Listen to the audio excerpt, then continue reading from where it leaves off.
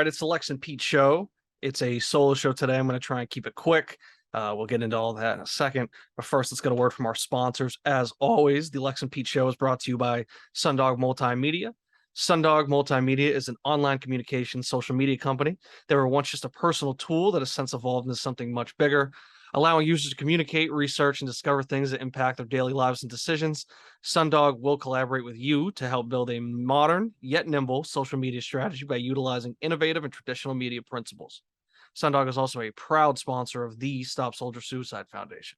Give Sundog a follow on Instagram at Sundog_multimedia. That's Sundog Multimedia on Instagram at Sundog_multimedia. Brains, brawn, and true professionalism. That's easy peasy moving and service. Moving, muscle for hire, assembly, errands, you name it. Easy peasy is a multi-service team. If you need something, just ask. All right, so as I mentioned, it's a solo show today. I also did make sure to call it the Lex and Pete show. I'll start with Pete. So we were supposed to record last night, Tuesday night at 9 o'clock. Pete decided at 8:30 to make the drive from Mattapoisett to Dorchester. It's about an hour drive. That puts recording time back to 9:30 to 9:45. All of a sudden, I wasn't hearing from him. It's 10 o'clock. It's 10:05. It's 10:10. Pete reaches out to me, lets me know that it's not his fault. You know, he couldn't have planned better. Not his fault. Can't really get mad at him. Couldn't have said, hey, let me drive up after I record. Let me drive up tomorrow. Let me make sure I'll be able to record when I get to my apartment. I don't know. I think he knew that he had a maniac fresh out of the mental ward staying in his room for the past couple weeks. But apparently he couldn't see that coming, couldn't plan around it. So I didn't record last night. I'm actually up early before work and I'm recording right now. Pete will be back and it will be the Lex and Pete show moving forward. The big announcement, I guess, is that George is no longer with the show. And boy, I got to say, I think George might be very out of this league, or out on this league, I should say. He decided that, you know, he's got some homework to do during the week, some algebra homework. He's got flag football. He's got the schedule of a goddamn fifth grader, but he can't find an hour a week just to record the show. It's too much on his plate. So George is out, and I fear that he might be out of the league soon. I don't say that lightly. I did think that we were 12 strong when we brought Amaral in, which is something that we will also address after this. But he hasn't really been speaking up. I mean, Team Two Pins put up 155.46 points last week. That's the number one score by, call it, 8 points. George hasn't been in the league chat. He hasn't said anything where last year they'd be right in there. They'd be humbly bragging about the score that they put up and, you know, knowing how they are, they'd be in here talking about how they're the reigning champs. People were talking about them falling off, you know, all types of stuff. And I'm just checking the chat right now. I can't even see George's icon. You know, I'm going back days. I don't know when the last time he's even viewed the chat is. And Joe, does Joe even have the sleeper app anymore? I don't think Joe has been in the chat since the startup draft. So I do fear for that claim where I said that we were 12 strong. I'm not sure. I feel like Team Two Pins is one to watch. They might be the next one out. They might have just been, you know, become a little content. Here I am. I'm looking 6 days ago is the last time George saw a message in this league. So I am a little bit concerned about our reigning champs. I do hope that maybe, you know, they are busy. Joe last year, he was busy with grad school, becoming a doctor. He did graduate this spring. Then he had a graduation party months later. That was another reason that George couldn't come on the show and record. And that was kind of the beginning of the end as far as his time on the show. But, you know, hope everything's good with them. Maybe I'll reach out and check in, see if things are all right. But, you know, we'd hate to lose them. They're valued members of this league, but you can just tell that they despise this league, and they have ever since Baron and Kyle have left. And I'm not too sure why, because is it my fault? Is it my fault that they drafted that dog shit team and they didn't want to pay for it? They didn't want to answer on time. They couldn't just answer simple texts. You know, they're Baron and Kyle. They're in the league chat. They're talking about all these awful trades that are being sent to them. Meanwhile, they're trying to trade for, you know, top 15 receivers and just give up third round picks. So, you know, it was very much pot calling the kettle black as far as their kind of their feelings towards those trade talks with everybody. But Baron and Kyle, they're out of the league. George was in the league chat talking a big game, talking about how he's got the smoke for everybody. He'll go against anybody that's got anything to say about him or his boys. And then when it came time to hop on the mic and say something, he didn't want to do it. He's been a ghost in the league chat ever since. So, it makes you wonder, maybe George is just a little bit of a tough guy act going on or something like that. But hope to see him back soon. It's been a great start to the season, so enough of that. Baron and Kyle, they're out. Tyler Amaral is in. And one thing I do just want to address, because it has been asked a few times. I thought I had said it in the league chat, but I do just want to put it on the record just to be sure. Amaral this year will have a waived buy-in, so the waived $75 buy-in. And then in the 2023, this upcoming rookie draft, he will get a 113 comp pick. It's the same package that we gave to Jalo and Sam when they joined. Next year, Amaral will be back to paying the buy-in, which is when we bump up to $100. I think that's a fair package. And, he's already started making moves. I think that he's going to figure things out with this team. But we'll leave it at that. Okay. Those are the changes as far as the league goes, everything like that. Let's get into week 1. Let's just take a look at these matchups real quick, huh? So I'm just going to run down, and I don't think we need to run through every matchup. Maybe just kind of focus on a few key ones, but I will just go by. I'll just read off the winners. All right. One thing I did notice was all the teams on the right. I don't know if they're considered the home teams. They won. Not that that really matters. We're playing this online, but I do find that interesting. Lamar and the Shits beat the Slow Stroke Kings. JT and the Zits beat Go Tigers. Big Brain LLC beat I Love My Mom. The Most Athletic Sons beat Slippery Pete. Team Two Pins beat Waukesha. And Team Occasional Viber beat Carson Wentz. Sorry. So just like a few matchups I want to take a look at. JT and the Zits and Go Tigers, it's obviously a huge one. It's the Battle of Bowens. It's a huge battle in terms of that division. And Bowen came away with a very narrow, about 1.9 points. I think that the easy thing to point to is it really came down to Alberto getting stuffed at the goal line. If you ask Mikey Bowen, he'll tell you that was Nathaniel Hackett's fault. Of all things that Hackett did that game, I'm not quite sure what Alberto getting stuffed at the goal line had to do with it. Maybe, I guess, Hackett could have told him to run a slightly deeper route or something, but that's neither here nor there. But I mean, it's an interesting matchup because I think this was a little underwhelming. These were two teams that came in. They were projected to score 20, 30 points more, 20 points more than they ended up scoring. Obviously, Mikey was dealing with the injuries to his RB1 and 2, Najee Harris, Eliza Mitchell. They both went out of the game early. Mitchell, it sounds like he's on the IR now. He's going to be out for quite some time. Najee Harris looks like he's practicing already. He's back.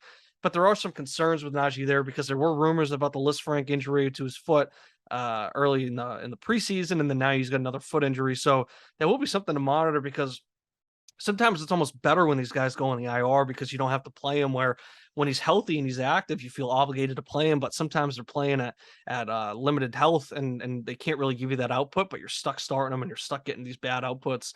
So we'll see where things go there. Mikey might be looking to make some moves at running back if he wants to kind of keep himself in the conversation in terms of a competitor, because I already kind of see, I think the top 5 is pretty solid. And, I think that it really is a big fight for the 6th spot. So if Mikey wants to sneak into, because once you get into the playoffs, anything can happen. But if Mikey wants to really fight and try and sneak into that playoff spot, or even try and compete with Zach for that division title, he's going to have to just kind of keep his foot on the gas. So it'll be interesting to see what Mikey does. He's got Melvin Gordon, Daryl Henderson on the bench. Those are guys that, if Mitchell's out, he's going to have to start one of them. So yeah, it's definitely something we're going to want to see. But, Mikey got a huge output with Justin Jefferson, 34.9 points. T. Higgins went out with the concussion early. Alberto had 6 points, which, to be honest, he had more production than I thought he would have, and he was inches away from a touchdown. And Darnell Mooney was playing in that monsoon, got 1.3 points. So, there's not Mikey shouldn't really feel too discouraged following this loss. There's a lot that you can point to. I think that he's still got a very good team. The injuries will be hard to kind of manage around. It would be much easier, of course, if he was at full health. He's still got a very good team. But on the other side, Zach, he had some bad luck as well. I mean, Trey Lance and Matthew Stafford, Trey Lance, I think you could kind of, it's hard to judge him based off of this game because nobody could quarterback in that game. We saw the rushing ability, 13 carries for 54 yards. That's about what we expected. What does that come out to? 4 yards per carry. So, that's about what we expected from him. So we saw what we knew there. We would like to see more in terms of the passing, but like I said, you really can't judge him based off of that. I kind of considered this his pseudo debut because this is his first start where the team is really his. And obviously, there's some concerns there with the Niners keeping Jimmy G. They know that they have a championship roster. So if Trey Lance is lacking in weeks 2, 3, 4, all of a sudden could Jimmy G be getting the call? Luckily, Bowen does have him. So I feel like he's at least got that quarterback position solidified there because he has the Niners starter. I think another concern, though, is Stafford, right? We heard all this about the elbow. They're really downplaying it in the preseason, but then we came out and he really looked horrible. I was saying at times it looked like they were playing on a 200-yard field. Like he'd be winding up to throw, and the throw just didn't really have much behind it. Yeah, he you know 240 yards on 41 attempts, only one touchdown, three interceptions. Maybe you can blame that on the fact that the Rams weren't running the ones at all this preseason. Stafford wasn't playing at all. Could just be some rust, but even if it is just rust, you got to have some concern. Just hearing about that elbow injury, seeing that it's clearly an issue. I don't think that 7.8 points is going to be the normal output for Stafford. I think he was also going against the Bills. It was also game one. It was also a Thursday night game. So there's a lot of things that you can kind of build in as an excuse, but you'd prefer to see your guys putting up points than not putting up points. So until they do it, you got to have you got to be a little bit weary, right, about that elbow. But overall, Bowen's team looked great. Dameon Pierce, he didn't have, a huge fantasy game, but getting 11 touches after, having such a good preseason, getting all that hype, coming in as a rookie and starting and getting those 12 touches if you count the reception as well. That's great. I think maybe the bigger concern is just the fact that Rex Burkhead, I think I saw he got 71% of the snaps. I don't think that's anything anybody saw coming. It sounded like Dameon Pierce had the starting job in a chokehold. He's obviously still getting those touches. It's just always annoying. I deal with it too with DeAndre Swift, where you have this guy that is clearly better than his backup, but this guy keeps vulturing touches. It's very annoying, but just the fact that Dameon Pierce is out there getting those touches, getting those snaps. He played, well, I guess he didn't play too many snaps, 29% of the snaps, but still, I mean, even playing that few snaps and getting that many touches, that's great. So I think as the weeks go on, Pierce will get more and more involved. We'll see better efficiency on his touches, and paired with Jonathan Taylor, AJ Dillon, Aaron Jones, that's a great running back stable right there. Um, Close matchup, great way for Zach Bowen to start the season. We'll get to his matchup next week as well in a second. Another big one, I guess too, and we don't have to dive too deep into it, but Team Two Pins, Team Occasional Viber, putting up 155.46, 147.7 points respectively. Both dominant wins. They both won by 50, 60 points. Those are the top two teams coming in ranked, and I think that they really proved it there. Team McMorrow, or I guess Team Carson Wentz, McMorrow's talked about kind of feeling things out the first few weeks and kind of seeing where he wants to go, if he wants to try and stay all in or if he wants to start kind of stripping down that roster and rebuilding. And I think that this maybe should have been a wake-up call for him. He had Carson Wentz putting up 27 points. He still lost by 50, couldn't even touch 100 points. Derrick Henry got 21 carries, and he only put up 82 yards, 4 yards per carry. That's nothing, you can't really complain with that efficiency, but I think the Derrick Henry of the past, if you hear that he's getting 21 carries, you'd expect so much more. No touchdowns or anything. Dalvin Cook got 20 carries. And he only had 12 points. But, these guys are going to get touchdowns. They're going to get more points. Getting the touches is the most important thing. You can't get too up or down about week one production. But when you have these aging running backs, sometimes you want to be a year early and not a year late. So, it's interesting to see where McMorrow goes. Allen Robinson, tough showing. He's just got a very old team. So I think that McMorrow, he could really profit if he just started stripping this roster and trading off to contenders. But that's his decision. It's not my team. It says, one last team I just wanted to touch on based on week one, definitely the most athletic Suns. They kind of got a second life when Brady unretired. And if that were me, and again, it's their team, not mine. If that were me, I would have traded Tom Brady immediately. If I were in their shoes. If you had a different if their team was built a little bit different, you could make an argument that that's not the case. But I just feel like they're a team that they should have been starting that rebuild last year, and they saw themselves as a contender because on a week to week basis they could go toe to toe with any team, but they were just so inconsistent. They have no depth. I think that it would be in their best interest to get rid of guys like Tom Brady and sell it to a contender and try and get some picks, try and get some youth and try and just inject some life into this team that like I said, any week they can put up a crooked number, they can go toe to toe with the best of them, but when it comes to consistency, when it comes to doing it 12, 13, 14 weeks, I just don't think that this team necessarily has that. Um, great production from James Conner, great production from Clyde, Cordarrelle. Those are three guys that they picked up in the offseason. They were very bad with their RB depth last year. So picking those guys up and getting 40, what are we looking at? 42, 14. So 56 points between those three running backs. That's great. I mean, can you expect that every week? That's to be seen because these are three guys that, I mean, I guess Connor, Cordarrelle, they were putting up huge numbers. Cordarrelle more so in the early half of last season, but these are guys that we've seen do it. It's more so that they're so old and it's at a position where age isn't always so kind to people. And Clyde, I mean, he had a great rookie season. Sounds like maybe the gallbladder stuff, the surgery that he got going into last year, losing all that weight. There's some credence to that. This is a huge opportunity for him to bounce back, and there's a lot of opportunity in that Chiefs offense. So rooting for him. There's a great performance. I mean, he still only got 10 touches. The big part of, where his points came from were those touchdowns, and touchdowns. You can't always rely on that, but some guys you can't. I mean, Clyde hasn't necessarily been a touchdown guy in his career. He's got 10 career touchdowns counting last week. So, hopefully he gets more involved in the running game. Hopefully Cordarrelle can put together the full season, and same with James Conner, right? So, again, they have a solid team. It's just that the depth isn't there. Dak is now hurt. He's going to be out for at least a month. So, at that point, you're starting Goff, but it's like, do you view yourself as a championship roster? I'm not sure. It sounds like they might. So, we'll see. But let's get to the week 2 real quick. Let's just break it down. So, I think some of the big matchups here, we got 2 huge divisional matchups. We got Lamar and the Shits playing Big Brain, and then we got the Battle of the Pins. We got Team 2 Pins versus Occasional Fibers.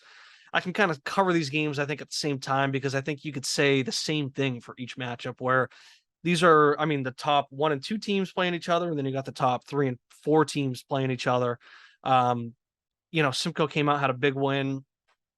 Wasn't too impressive beating my team, but he still put up 121 points. He did outscore Big Brain last week. This is a real chance for Simcoe to establish himself as a top dog. And for Big Brain, we've always seen them do in the regular season. You'd like to see them kind of continue that dominance.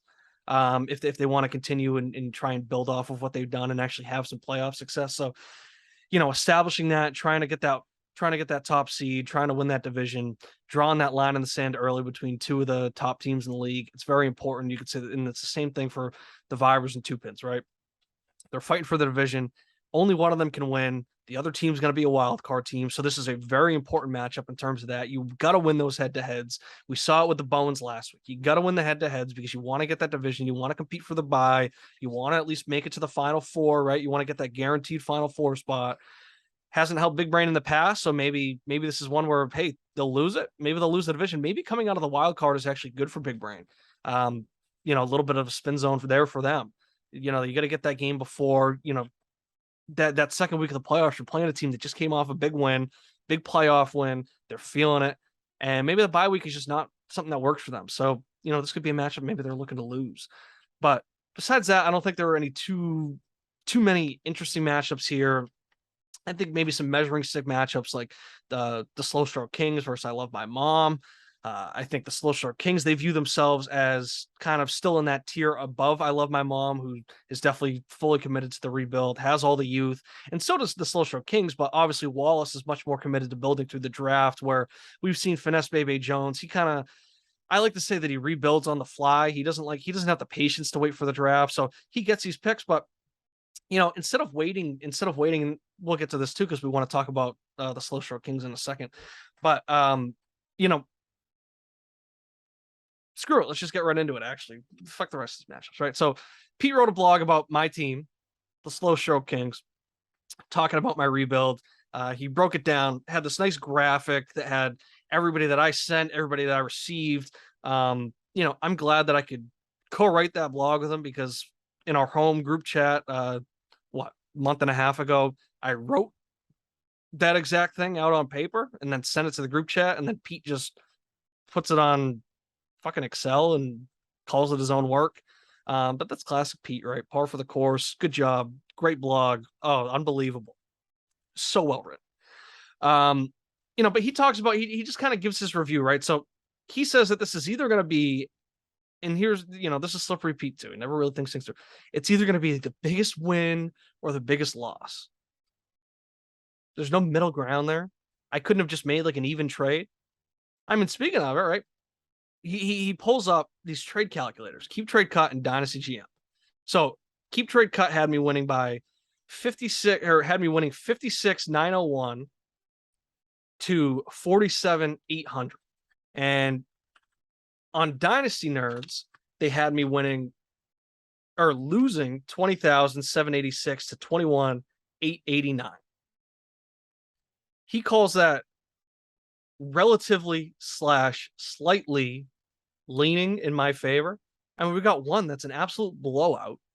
And then we got the one that I'm losing on. He said that I'm losing by a Matt Ryan value player.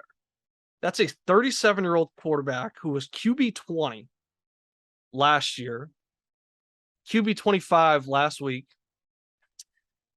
And we're talking about a dynasty league. The guy's 37. He's a fading quarterback.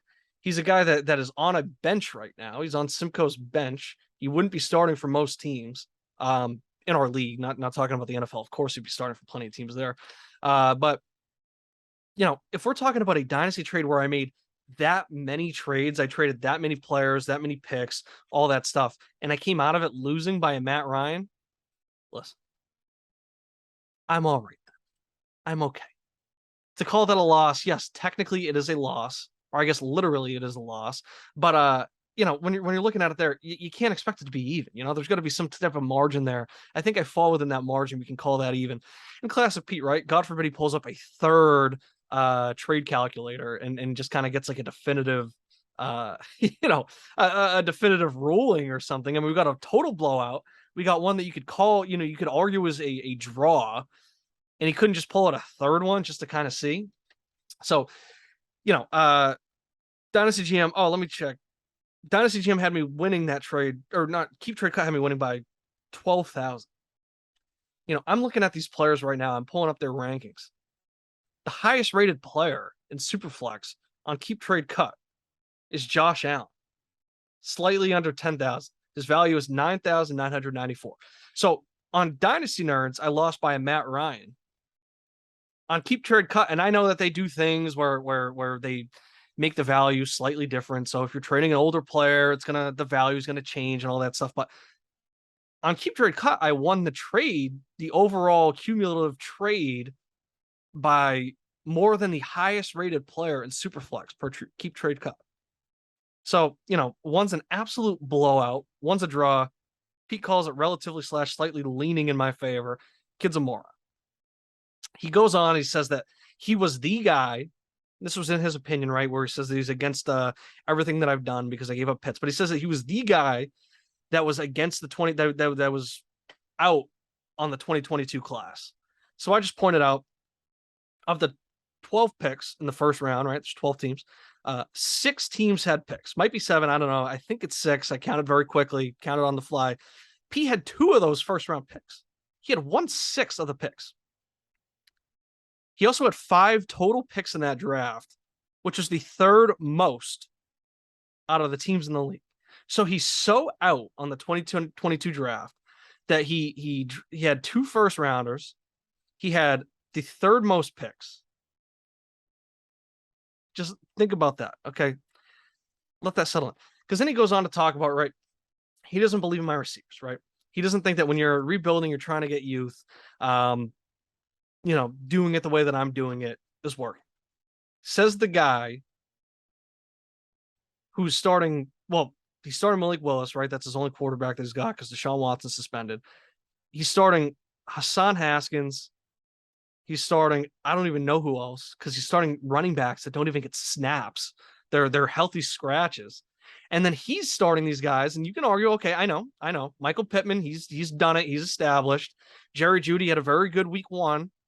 But I wouldn't say that Jerry Jeudy's established. He has a very good quarterback. He had a very good profile as a prospect, but he hasn't really done shit since he's gotten in the league. He's had a few good games. He's been very unhealthy. He hasn't played, but Pete, then he also has Garrett Wilson. He's got Jamison Williams. What's really the difference between what he's doing and what I'm doing in terms of just structure, right? If he doesn't like my players, then that's one thing, but that's totally subjective. Good for him. That's his opinion. But if we're looking at it, I got Drake London, who was the highest ranked wide receiver in the class. I got Treylon Burks, who was a highly ranked receiver. I think that he kind of fell off over some stupid stuff. I think people were overreacting to the asthma stuff, to the combine stuff. I know he ran a slow 40 at the combine. He also ran one of the fastest speeds in a football game ever against SEC competition. He torched Alabama's pro defense. Okay, we've seen him do it against really good cornerbacks. We've seen him do it against really good defenses. We've seen him run fast as fuck on a football field, which is where the game is played, by the way. The game is not played on a 40-yard track in Indianapolis. Okay, the game is played on a football field. Okay, and I watched the tape. He absolutely dominated these unbelievable SEC defenses. I like Treylon Burks. I like Drake London. Okay, we can break down kind of what I did. So I'm just going to pull up Pete's unbelievable graphic that he made and just kind of go by position, right? So when you look at the quarterbacks, and mind you, okay, I'm going to do it in terms of the received and the sent. I'm going to go by position. Mind you, these are not one-for-one trades. I did not trade Davis Mills for nothing. I traded him for a 2025 first, but I gave up no quarterbacks. I got Davis Mills. I needed a QB3. I really like Davis Mills. I love him as a prospect. I loved what I saw from him last year. I think that he can win this Texans job moving forward. I think the job's obviously his for this year, but there's a lot of concern that the Texans are going to be this dog shit team that are looking to draft a quarterback to replace him. I don't think that's the case. I still think they're going to be a 4-5 win team. But if they're picking in that top 10 and they have a guy like Davis Mills that they clearly like and that they can do, why would they draft a quarterback? Why would they use that pick on a quarterback? You could use a later round pick on a quarterback that could maybe replace him. A guy like Desmond Ridder, who, hey, let's see him. He's an interesting prospect, see what he becomes. But why would you use that top 10 pick? Why wouldn't you get a better offensive line? Why wouldn't you continue to work on your defense, right? Why wouldn't you go out and get a receiver, another receiver? Like we've seen all these receivers that are going so high, and we're seeing these unbelievable receiving prospects come in. Why wouldn't you try and build around this guy who can clearly handle the job, right? So I like Davis Mills. That's my QB3 that I traded for. Well, when I traded for him, it would be my QB3. He's actually starting for me now. I got to see Mac Jones move that floor up. We can't have any more single-digit games. Tua, I love. We've gotten into that. I'll get to the quarterbacks in a second. Let's just keep going down this list. So I traded away Clyde. I traded away Cordarrelle. I traded away James Conner. Those are now Angelo's starting 3 running backs. But I got David Montgomery. I got Khalil Herbert. I got Miles Sanders, right? I love the succession plan in Chicago. I have the starting running back now. I have the starting running back of the future. And right now they're splitting carries. We saw Khalil Herbert go down, get a drive that was all his, and then he capped it off with a touchdown. Miles Sanders, he looked great in week 1. Can he put together a full season? That is yet to be seen, but I've always liked Miles Sanders. When you just look at those 3, Clyde, Cordarrelle, James Conner, for Montgomery, Herbert, Sanders, sure, when you're looking at the week 1 production, it's easy to say, okay, I lost that side of the deal. I still think from a dynasty perspective, I like what I did there. I got younger at running back. I didn't trust Clyde. I still don't, right? He got bailed out by 2 touchdowns. Cordarrelle's old. He's a hybrid player. He's a guy that I don't think the Falcons are committed to long term. And he fell off. He had a very bad second half of the season. And then James Conner is just an old guy. He's 27 at running back. I really liked him. He was great last year. He was the RB5. But, I was looking to get younger this year and moving forward. So I did that, right? I got younger running backs. I got starting running backs. I got their succession plan. And on top of that, I ended up drafting Brian Robinson, Zamir White, Pierre Strong. So Pierre Strong, of course, when you're drafting a Pats running back, you have to expect there to be some type of, some type of redshirt season. You can't always expect him to play right away. So that's fine with me. Okay, Zamir White, I did expect maybe a little bit more production week 1. He looked great in the preseason. But again, his coach came from the Pats, Josh McDaniels, right? So that's another guy that maybe he's going to do that. And maybe he's going to kind of follow that Damian Harris track where he redshirts that freshman year and then he steps right in. All of a sudden, the starting job is his when Josh Jacobs' contract runs out and he runs out of town. And then Brian Robinson, that was a guy that he appeared to be the Commander starter until he got shot. So he's going to come back week 5. Hopefully, he can reclaim that starting role. Antonio Gibson did look very good last week, but Antonio Gibson's always looked good. And the Commanders don't want to commit to him. So it doesn't scare me too much. I still think that the two of them can even coexist in a backfield together. That's something that we're seeing a lot. But overall, when you're looking at me, and I got those 6 running backs for those 3 that I sent out. When you're looking at what my goal is, I think that I definitely accomplished what I wanted to. So moving on to receiver, right? You could say the same thing, right? You're looking at these. I traded away Godwin, Hollywood Brown, Michael Thomas, Adam Thielen, Mike Evans. But I mean, Adam Thielen, right? That's an older receiver. That's a guy that's almost impossible to trade. So when you get an opportunity to trade him for value, you kind of got to hop onto it when you're looking to get younger, right? So, Godwin, Hollywood, those are 2 younger guys who, I do like them, but I saw an opportunity to get better players, better for what I was trying to accomplish. And even at that time, right, I wasn't looking to get younger. I was looking to get stronger. I believe that was part of the Chubb trade, right? That's how I got Nick Chubb. But I even flipped Nick Chubb and I did whatever with that. But Michael Thomas was a guy, he played great week 1, but he just hasn't been able to be trusted, right? He went so long without playing. He had the injuries in the preseason, all that. He was still dealing with the injuries where there were still hurdles to jump through, in the OTAs and all that stuff. So, I got a little spooked by that. And it was just one of those where I didn't want to get left holding the bag. So I just got rid of him once I could. I felt like I got good value for him too. I wasn't looking to trade him for cheap, but, that was all part of the deal. And then I traded away Mike Evans. That hurt, but I didn't even I wasn't even sure if I was going to get a 2023 first for Mike Evans. Simcoe gave me a 2023 first, a 25 first, and then additional picks. That was just too good of a deal. I love Mike Evans, one of my favorite players, but when I'm looking to get younger, I got a deal that I never thought I could get. I had to take it. In return, right? At receiver, I got Drake London, I got Treylon Burks. As I said, I was looking to get younger at those positions. I wanted to get guys that I think could be my alpha receivers, my locked in wide receiver 1 and 2 for the next 10 years. And these are 2 guys where I think that's what I got. I love Drake London. I love Treylon Burks. They both looked great last week.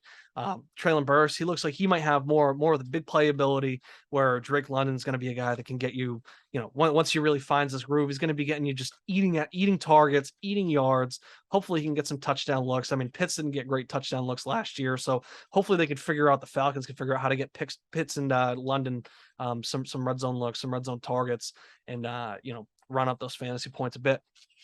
And then, besides that, I got young guys. I got Sky Moore, Jalen Tolbert, Khalil Shakir. So Sky Moore's a guy I still like. He was getting those punt return duties. That's a veteran team. I think Andy Reid might be a guy that kind of leans on those veterans a little bit more. I mean, we even saw it, right? It's like Clyde could never get that deal, could never just claim the whole backfield, right? They were still giving it to Jerick McKinnon or Darrell Williams and stuff like that. I think he likes leaning on his veterans more. So I think Sky Moore, he might be a little bit more of a project than I originally thought. But when you look at it, right, I mean, okay, Tolbert, Shakir, I had to drop. I liked him as a prospect. I just think that wide receiver room is a bit crowded. I think he's still maybe 2 years out from being able to claim a role, right? Because you got Diggs there, Gabe Davis, he's emerging. I just didn't really see a pathway to targets there. So when I had to make moves and I had to cut down the roster, Shakir was unfortunately somebody I had to let go of. Tolbert was a guy I was very high on. I mean, he's a 3rd-round pick. He was going to Dallas. They have a wide open receiver room. He was, sounded like they were high on him in OTAs, sounded like he was doing pretty well in training camp, but he was dealing with I don't know if they were drops, but he wasn't reeling in a lot of his targets in the preseason. All of a sudden he's a healthy scratch. That's a bit concerning. I'm not going to overreact and drop him yet. I would like to find out kind of what's going on there, but that's still a guy that I like. There's plenty of opportunity there. And then I got guys, Jarvis, Odell, Kendrick Bourne. So Jarvis is a guy who has never finished worse than wide receiver 3 in his career, but he's impossible to trade. I mean, he put up the same points, the same stat line as Christian Kirk last week. People are talking about Christian Kirk going off. Nobody's talking about Jarvis Landry. I can't even get Jarvis Landry. I can't even trade him for like a 2025 3rd-round pick. It's impossible to move him because nobody values depth. Everybody just sees, oh, well, he's not going to start for me. That's why you get depth. I mean, how many times have we seen Big Brain lose a guy like McCaffrey and all of a sudden their season just goes to shit? It's like you need to have depth on your bench because when you deal with injuries, and football is a brutal game, Injuries happen. You want to have a guy that you can trust to at least get you 10 points every week, and that's Jarvis, right? All training camp, they're saying he was a favorite target of Jameis. We saw it in week 1. He put up 14 points, had a great game, and it's still going to be impossible to trade him. Odell's a guy, I'm just going to wait for the ACL to heal up. He sounds motivated. He wants to get back. Once he signs with the team, that's when I'm going to be looking to trade him. Kendrick Bourne, I don't know what the hell's going on. That is my guy. He was great last year. I think he's the best playmaking receiver the Pats have, but for some reason is in the doghouse. He goes in for one snap, one play, and he gets a 40-yard reception. So hopefully that's something to kind of help get him out there, get back to what he was last year, build off of that breakout season that he had, because I'd love to have him. He's great wide receiver depth if he can be able to do that. The big controversial position change that I had was I traded Pitts. I got rid of Henry. I got rid of Gronk, who ended up retiring. Great move by me. I got Mike Gesicki. I got Jonnu Smith. Gesicki was a guy, Gesicki's been top 10 tight end the last 2 years. And I've always said when you kind of get past that top 4, top 5, I can't really think the list off the top of my head, but once you get past that elite tier of tight ends, it almost doesn't matter, right? I mean, tight end 6 and tight end 20 are separated by like a point and a half, 2 points typically. So it doesn't really matter, but I just saw, I liked what McDaniel did. I saw what Kittle did in San Francisco. McDaniel's coming over. I thought that Gesicki, who we know is a great receiving tight end, could really thrive in that system, even with Tyreek and Jalen Waddle commanding a large share of the targets. But I greatly underestimated the importance of blocking in this McDaniel scheme. I also completely overestimated Gesicki's blocking ability. I did not realize that he's one of like the worst blockers ever. But is he still a hold for me? If I can trade him and I can get what I view as an upgraded tight end, then great. I'm not going to be afraid to do that. But this is not a guy that I'm going to hit the panic button on, because right now I'm not in much of a rush to compete this year. But he's on the franchise tag. I don't know why the Dolphins tagged him if this is how they're going to use him. But if he gets traded this year, or if he just hits free agency, he's going to go somewhere that he wants to be. Next year, he will be on a team that he wants to be on, that wants to use him, and will play to his strengths and get him those targets. So Gesicki's still a guy that I'm high on. It looks really bad right now. One thing I will say is that if I could go back in time, I wouldn't have done the stuff where I was trying to acquire all these guys and build a contender. I maybe would have committed to the rebuild a little bit earlier on. I still think some of the trades were good because it helped me get other players and helped me get guys that I want. Like, if I didn't trade Pitts, I don't know, because I traded Pitts, I got Walker. I ended up trading Walker for Burks. So now all of a sudden, what's my pathway to get Burks? But if I went back in time and I could have stopped myself before making all these trades, I would say, you know what? Keep Pitts. Try and find other ways. Maybe trade Evans earlier. Maybe trade, all those receivers, all those running backs you have. Get rid of them earlier. Still try and get London. Still try and get Burks. But at the same time, I had to make these moves, and it's like a butterfly effect thing. If I don't trade Pitts, who knows if I still get these guys that I want. And I love Burks. I love London, so I want to hold on to him. But of course, I would still love to have Kyle Pitts. He is much better than Mike Gesicki. But like Pete said in his blog, it was a necessary evil to do so and get all these other guys. And I like what I'm doing. When you look at the picks, though, this is the thing that I think is kind of getting overlooked. And again, these are not one for one things. So I didn't trade these 4 picks and get these 4 picks in return. But I sent out a 2024 Big Brain third, and then I sent out my 2025 draft class. Now I have a 23 Big Brain first, a 24 McMorrow second, and then Simcoe's 25 first and third.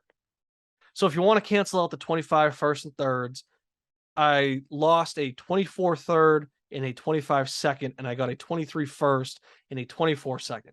And anybody that knows me, anybody that's been paying attention to me all these years, knows that as long as I have draft picks, I'm probably not done trading, because I don't have that patience. I know that I can recoup these picks like I have every year. I can get back into the draft. Might be a little tougher this year in 23 because Pete's got a stranglehold on those picks. But, hey, we'll see, because you never know what could happen. You never know what could change. But, that's a huge come up for a guy that had no picks. I had no picks going into this offseason. All of a sudden, I have a first rounder in this draft that everybody's clamoring for. I still have I have a first and third and 25, and I got a 24 second. I didn't trade any 2023 picks, or maybe I did, but it all cancels out. And when you're doing the net, I didn't trade any.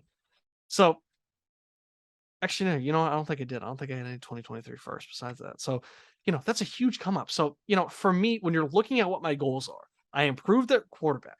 I improved at running back. For what my goal is, I improved at receiver. I understand that Godwin, Hollywood, Michael Thomas, Thielen, Evans, those are better than the receivers that I have, but I am buying what I believe to be low on London and Burks. Those are my receivers. Those are my alpha 1 and 2s that will be my starting receivers for the next decade, hopefully. Hopefully, Sky Moore can develop into that Chiefs system. But also, I'm not done making moves. I'm still trying to acquire receivers. I'm still trying to bolster up that receiving core. So, I like what I did. I got better at running back, receiver, quarterback. I know I got worse at tight end, but I got better at my picks as well. So I view it as me improving in 4 groups and getting worse in 1 group. For Pete, that's enough for me to lose out on this because I guess he really likes Kyle Pitts. But I don't know. I think that that's maybe just I wish Pete was here to defend himself. Too bad he's dealing with a goddamn nut job. He's probably running laps around Pete's bedroom right now. He probably thinks he's on a fucking track. But praying for that guy's mental health. Hopefully Pete can get his room back. But I just look at it. I have a hard time understanding why Pete doesn't like it. I mean, he says he doesn't like the 2022 class. He says he doesn't like the guys that I traded for, but he also says that London was always the pick. It's just interesting to me. I wish he was here to defend it. Maybe he can talk in the group chat or something. But, hey, that's all I've got for you guys. I said I was going to keep it short and sweet. I think I got this around 40, 45 minutes. So I guess that's pretty good for a typical Lex and Pete episode. We will be back next week. I was going to do some staff picks, but I think it's better to just do it with Pete. We're going to be back next week. We're going to do the first power rankings episode of the season.